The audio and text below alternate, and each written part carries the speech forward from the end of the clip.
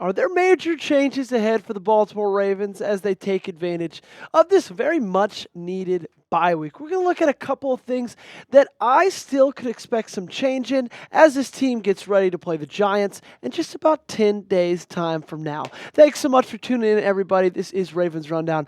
I'm your host, Joey Peterson. We've had an awesome season so far. Right now, sitting at 23,159 total subs on the channel.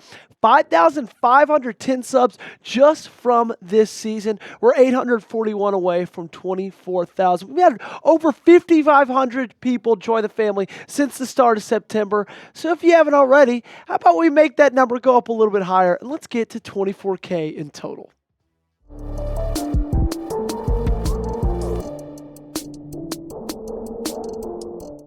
Could we be in store to see a little bit of an offensive line switch up? Okay, I think that the offensive line was a major question mark heading into this season. And then after a couple of weeks, or honestly, for the first half of the season, everybody's kind of like, okay, this offensive line might be really doing well, kind of surprising everybody. But then after the past 3-4 weeks, it's pretty obvious that its offensive line has struggled. And when you take a look at the lowest point totals for this offense so far this season, they come against the Chiefs with 20 points, they come against the Steelers with 16 points, and then they come against the Eagles with 19 points, okay? And I got a question for you guys. What do all those three teams have in common? Think about it for a second. My first thing that comes to mind is they've got pretty elite defensive line play. All three of them, okay? When you look at the Chiefs, Chris Jones, George Karlaftis, Mike Dana. When you look at the Steelers, TJ Watt, Alex Highsmith, Cam Hayward. Then you look at the Eagles, Jalen Carter might be one of the best interior defensive linemen in the game right now. They got Josh Sweat. They got Nolan Smith Jr., okay? And so in all three of those games, where you play three elite defensive linemen, those are really the only games where you were held to like 3 touchdowns or less, to 20 points or less. Every single other game for the rest of the season, you've kind of been able to score points at will. Now, I know you've been playing some other teams that have had some pretty good offensive lines, but when you played the best of the best, and the Steelers, the Chiefs, and the Eagles, it's been pretty apparent that this offense has struggled to run the football. This offense also struggled to protect Lamar Jackson, okay? We're going to take a little bit of a deeper dive in just a second, but I got a question for you guys. What is your confidence level in this offensive line as it sits right now? I think everybody at the beginning of the season, they would have been somewhere from a 3 to a 5. And then I think if I would have asked after week 6, myself included, everybody would have been from where to like a 6 to a 9. I think it's gone down a little bit in these past 3 weeks. Give it to me in the comment section down below. You're about to get hit with a YouTube ad break. Make that time go by faster. Find this pinned comment and hit me with your answer. So one of those big reasons why is the play of Patrick Mekari and the play of Daniel Fa'alele. We'll talk about both of them coming up soon. Mekari surrendered 9 pressures on Sunday. 9. And we all know the absolute liability he's been when it's come to the penalty game as well. He's the most penalized player in the National Football League. And John Harbaugh was asked in his press conference on Monday, okay, what about guys like Andrew Voorhees, guys like Ben Cleveland? What about them making their effort in the offensive line known in these next couple of weeks? And he said, I think we're pretty well set there. I think those guys could come in and help us, but I'm not down on anybody on the offensive line. That's a really good front we played against on Sunday. I think we could have played better, especially in pass protection, but I don't think it merits any drastic changes right now. And John, I'm going to be honest with you, I think that's straight silly. Okay, I think that's kind of ridiculous to say that because let's talk about the teams that you're most likely going to face in the playoffs, okay? The Chiefs, elite defensive line. The Steelers, elite defensive line. The Texans, elite defensive line. The Bills even. They've got Von Miller. They got Greg Rousseau. So pretty much every one of those teams that you're going to face in the playoffs has elite defensive line play. And any time that this offensive line has faced a team that had great defensive line play, the offense struggled, okay? And I think a big part of it's Patrick Ricari. I think another big part of it's Daniel Falele, okay? I think he was a good story through the first half of the season, playing a lot better than people thought he was going to. But if you look at the last 2 games and what he's averaged grade-wise for PFF, it's been ugly. He's averaged a 47.9 overall grade, a 43.85 when it comes to run blocking, and a 61.35 pass block. A little bit better of a pass blocking grade. But guys, the run blocking, that's the biggest thing for me because that's how this offense runs. This offense runs better when Derrick Henry's able to get a lot of carries, when he's able to get a lot of yards, make a lot of big plays. And when you have efforts like this right here from Daniel Falele, it's no bueno, okay? And we saw it against the Eagles game, okay?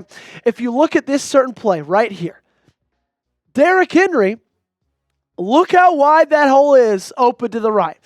You can see he's playing that left foot in the ground. He's about to cut the other way and take off, but Daniel Falele just whiffs on a block.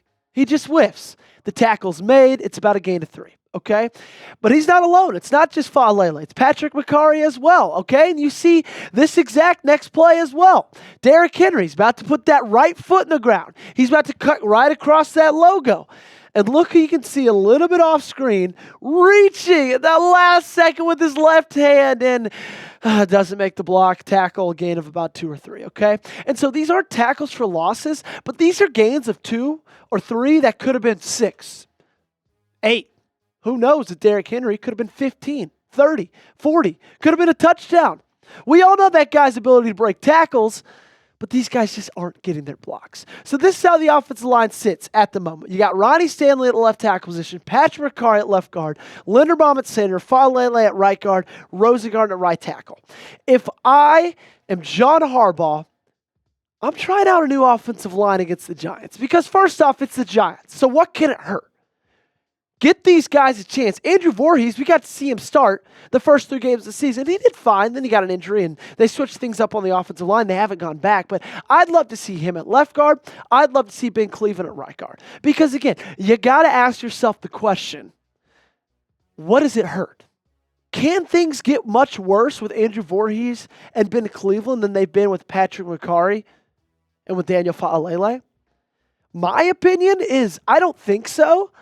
And then if so, after a quarter, screw it. Put the other guys back in. Just try it out. See see what's going to happen. Because you're playing another good defensive line against the Giants next Sunday, week 15. They've got some really good pieces in Kayvon Thibodeau and Brian Burns. You're going to have your work cut out for you. So maybe try something new. Okay? Maybe try something different. But what do I know? Not much, apparently. I got to give a big shout out to the sponsor of today's video, and that is our friends over at PrizePicks. PrizePicks is the place to go for the easiest and most exciting way to play daily fantasy sports. You can now win up to 100, yep, that's right, I said it, 100 times your money on PrizePicks with as little as 4 correct picks. And PrizePicks puts its members first, so all withdrawals are fast, safe, and secure. Sign up today, get $50 instantly when you play $5. You don't even need to win to receive the $50 bonus. It's guaranteed. PrizePicks also offers weekly promotions that can lead to big payouts like on Thanksgiving. If Tyreek Hill gets 1 receiving yard, or if he got 1 receiving yards, you won that square. PrizePicks is the best way to win real money this football season. Which players are going off, which ones aren't. Make your picks in less than 60 seconds and turn your sports opinions into real money all season long on PrizePicks. I got to talk about producer Allie for a second. Allie, how much money did you make this weekend on PrizePicks? She made $400 on PrizePicks this past weekend. If you want a chance to make that money as well, here are my PrizePicks for the upcoming weekend. I should have Allie's up here. I got the more on Saquon Barkley with 106.5 rush yards. I got the more on Bucky Irving with 70.5 rush yards. Download the PrizePicks app today. Use code CLNS. Get $50 instantly when you play $5. That's code CLNS on PrizePicks. Get $50 instantly when you play $5. You don't even need to win to receive the $50 bonus. Why? Because it's guaranteed. PrizePicks, run your game. I don't think it's just the offensive line that could be in for some major changes. I still don't think we're done with the whole Diontae Johnson suspension saga, okay? I don't think we're done. I think it's starting as a suspension, one game against the Giants this next upcoming week. But, in my opinion, I've got the feeling it's not just going to end there, guys, okay? This is what Eric DeCosta, the statement the Baltimore Ravens released just yesterday, talking about the suspension of Diontae Johnson. They said, "We have made the difficult decision to suspend Diontae Johnson for our upcoming game against the New York Giants for conduct detrimental to the team. Diontae's suspension stems from refusing to enter the game against the Philadelphia Eagles. We will have no further comments on this matter going forward." Refusal to enter the game. His number was called on, his name was called on, and he said no. And part of me, guys, I'm going to talk about this for a little bit, okay? I think he's wrong in the matter, but also, I kind of get it. He's much more talented than the wide receiver 5 position that he's been playing since he's been in town. But also at the same time, you've been here a month. When you get called to go into the game, go into the freaking game, okay? His snap counts so far since he's been a Baltimore Raven on offense, receiving snap counts, 6.3640. It just feels like it's just kind of been a swing and a miss, okay? And I talked about this yesterday. I'm going to talk about it just a little bit more in depth today. But, you traded for a guy that you thought had a legitimate chance to be the wide receiver 3 on this roster, okay? You knew he wasn't going to take over Zay. You knew he probably wasn't going to take over Rashad Bateman. But I'd take Diontae Johnson's skill set over Nelson Aguilar's any day of the week. And he's done nothing, okay? And part of that probably is because of the attitude. Obviously, he's getting suspended for a reason. Part of that's probably because of the mix in the locker room. But, you can't get anything out of him. You gave up a 5th, you got back 2-6, and you got the wide receiver, and you've got nothing out of him since you got there, okay? My point on this whole thing is if I'm calling the shots, I think I'd just cut him loose. I would. I know it sucks he gave up a 5th for him, but if you're not going to play him, and he's being a cancer to the locker room, why not just let him go, okay? It's one thing if you're not going to play him, and he's fine with the locker room. Everybody likes him. And you can kind of just have him there as a depth piece. Okay, knock on wood, say something happens to Zay Flowers, Rashad Bateman. We all know he just dealt with an injury against the Eagles. Nelson Aguilar, say something happens, you got a guy's insurance. He could go in there and make some plays. But if he is being a detriment to the team and their chemistry and refusing to go into ball games, and you weren't even really playing him much before then, what are you doing? Just cut him loose. Just take your loss. This was already a swing and a miss. This was already an L. Just cut your losses. Say goodbye. Sayonara. Thanks for nothing. We're going to move on. We're going to take this L. And we're going to just be better as a team, better as chemistry, culture, locker room with you out of the building. That's what I would do, okay? I got the question for you, though. You heard my answer. Should the Ravens cut Diontae Johnson? Give me a Y in the comment section down below if you think yes.